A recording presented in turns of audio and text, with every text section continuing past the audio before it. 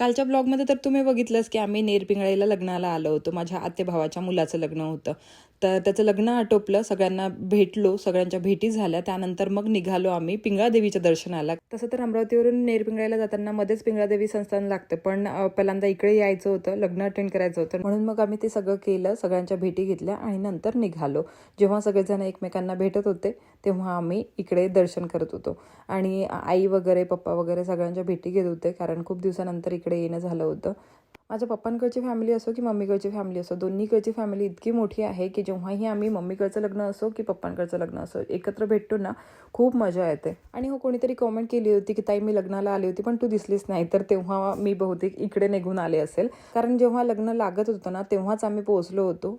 लग्न वगैरे लागलं, नंतर मग आम्ही स्टेजवर गेलो, भेटलो नवरदेव नवरीला आणि त्यानंतर मग आम्ही इकडे निघून आलो, म्हणून मी तुम्हाला दिसले नसेल बहुतेक हॉलमध्ये. आणि मला असं वाटते की मी जवळजवळ 15 वर्ष तरी झालेच असतील पिंगळादेवीचं दर्शन करून, म्हणून मग असं वाटत होतं की हे सगळं चेंज झालेलं आहे आणि इतक्या दिवसानंतर येऊन तर मला हे खूपच वेगळं वाटत होतं.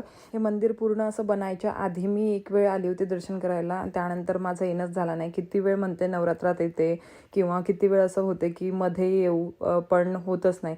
जेव्हा आता देवी बोलवतात आपल्याला स्वतःहून तेव्हा असं होतं की आपल्याला आता वेळही असतो आणि मग आपल्याला एकदम आठवण येते की अरे चला आपल्याला दर्शनाला जायचं आहे, दर्शन करून यायचं आहे.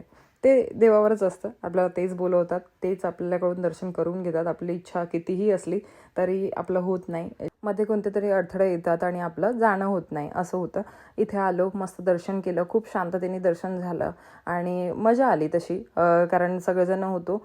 आई पप्पा तिकडे होते पण ते तिकडे त्यांच्या फॅमिलीमध्ये एन्जॉय करत होते सगळ्यांसोबत. आता पप्पांच्या भाच्या वगैरे सगळे भेटतात ना, तर मग खूप मजा येते. आम्ही पण नंतर मग इकडनं गेल्यानंतर सगळेजण मग माझ्या एका आत्याभावाकडे बसलो आणि खूप मजा केली, सगळेजण गप्पा मारत बसलो.